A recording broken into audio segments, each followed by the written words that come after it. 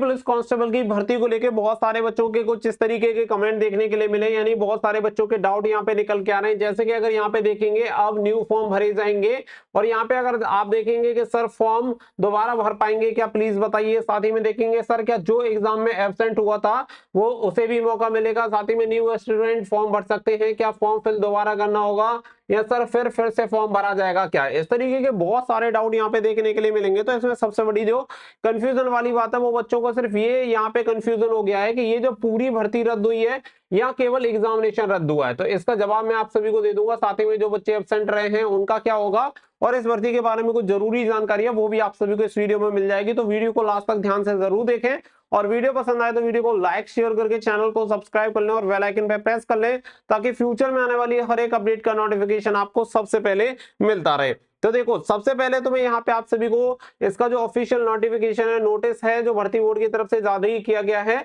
परीक्षा को निरस्त करने के संबंध में, वो आप सभी को बता देता हूँ। यहाँ पे अगर आप देखेंगे कि उत्तर प्रदेश पुलिस में आरक्षी नागरिक पुलिस के पदों पर सीधी भर्ती 2023 की लिखित परीक्षा निरस्त किए जाने के संबंध में विज्ञप्ति दिनांक देखेंगे तो 24 फरवरी 2024। साथ ही में यहाँ पे संख्या दे रखी है और यहाँ पे बताया गया है कि अंतर्गत लिखित परीक्षा का आयोजन 17 फरवरी और 18 फरवरी को किया गया था तथा उक्त भर्ती की लिखित परीक्षा की दोनों तिथियों के द्वितीय पाली के प्रश्न पत्रों के अनुचित तरीके से निर्धारित समय से पूर्व ही प्रसारित होने के संबंध में प्राप्त सूचनाओं के प्रत्यावेदनों के आलोक में परीक्षा की विश्वसनीयता, पारदर्शिता एवं शुचिता बनाए रखने के दृष्टिगत दिनांक 17 फरवरी 2024 और 18 फरवरी 2024 की सभी पालियों की लिखित परीक्षा उत्तर प्रदेश शासन द्वारा निरस्त किए जाने का निर्णय लिया गया है। तो यहाँ पे आप सभी देखेंगे उक्त क्रम में उत्तर प्रदेश पुलिस भर्ती एवं प्रोन्नति बोर्ड द्वारा लिखित परीक्षा पुनः शीघ्र आयोजित की जाएगी। इस परीक्षा के संबंध में दिनांक 23/12/2023 को प्रकाशित विज्ञप्ति के क्रम में आवेदन करने वाले सभी पात्र अभ्यर्थियों को परीक्षा में सम्मिलित होने का अवसर पुनः प्रदान किया जाएगा।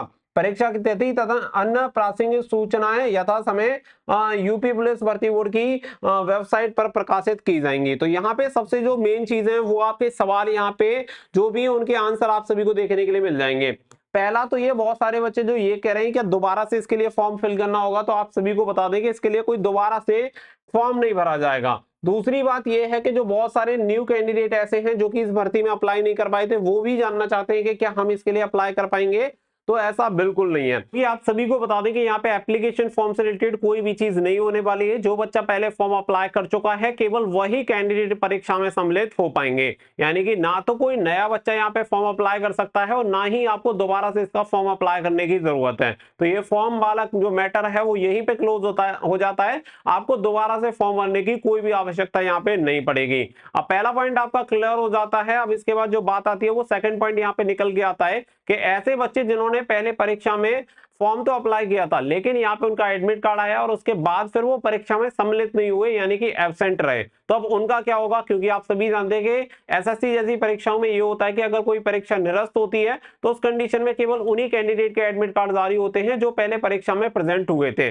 लेकिन यहाँ पे अगर हम बात करें कि यहाँ पे भर्ती बोर्ड की तरफ से क्या बोला गया है, तो आप क्लियर देख सकते हैं कि यहाँ पे आप देखेंगे कि आप सभी को देखने के लिए मिलता है इस परीक्षा के संबंध में दिनांक 23/12/2023 को प्रकाशित विज्ञप्ति के क्रम में आवेदन करने वाले सभी पात्र अभ्यर्थियों को परीक्षा में सम्मिलित होने का अवसर पुनः प्रदान किया जाएगा। तो यहाँ पे क्लियर ये बोला गया है कि आवेदन करने वाले सभी पात्र अभ्यर्थियों को। तो अगर यहाँ पे ऐसा होता कि जो परीक्षार्थी परीक्षा में सम्मिलित हुए थे उन सभी को पुनः अवसर प्रदान किया जाएगा, तो ये बात अलग होती कि जो कैंडिडेट प्रेजेंट हुए हैं केवल वही कैंडिडेट दोबारा से सम्मिलित हो पाएंगे। लेकिन यहाँ पे जो बात की गई है वो ये की गई है कि जिन्होंने भी आवेदन किया है वो सभी पात्र अभ्यर्थी, यानी कि इस बार अगर आपका एडमिट कार्ड आया था तो निश्चित तौर पर अगली बार भी आपका एडमिट कार्ड जारी होगा और आप परीक्षा में सम्मिलित हो सकते हैं। तो ये बहुत ही अच्छी चीज है कि आप ये समझो कि आपको दोबारा से ये मौका मिल रहा है, गोल्डन अपॉर्चुनिटी आप सभी को मिल रही है। तो ये चीज आप सभी की यहाँ पे क्लियर हो जानी चाहिए। तो उम्मीद करता हूं कि दोनों पॉइंट आप सभी को क्लियर हो गए होंगे।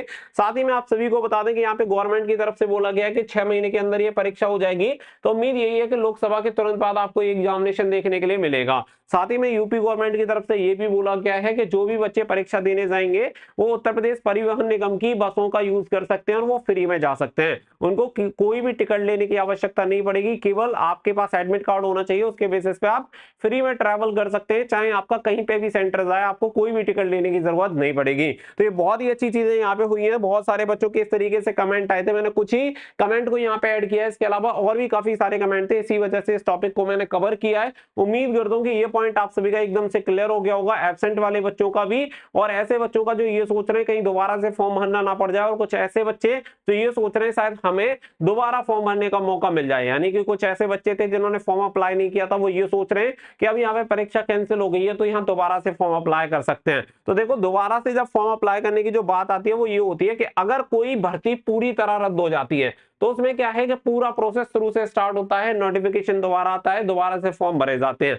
लेकिन यहाँ पे आपकी भर्ती रद्द नहीं हुई है, यहाँ पे केवल एग्जामिनेशन रद्द हुआ है, यानी कि जो एग्जामिनेशन कंडक्ट हुआ था वो दोबारा से उसी प्रकार से फिर से कंडक्ट होगा। तो यहाँ पे भर्ती रद्द नहीं हुई है, इसलिए आप किसी भी नए कैंडिडेट को फॉर्म अप्लाई करने का मौका नहीं मिलेगा। जो एग्जिस्टिंग यूजर्स हैं जिन्होंने पहले इसके लिए फॉर्म अप्लाई किया है, केवल वही कैंडिडेट इसके लिए अप्लाई कर पाएंगे, यानी कि परीक्षा में शामिल हो पाएंगे, उन्हीं का एडमिट कार्ड आएगा। उम्मीद करता हूं कि पॉइंट आपको क्लियर हो गए होंगे, तो वीडियो को लाइक शेयर कर देना। मिलेंगे नेक्स्ट वीडियो में, फिलहाल के लिए बस इतना ही। So thank you for watching. जय हिंद, जय भारत।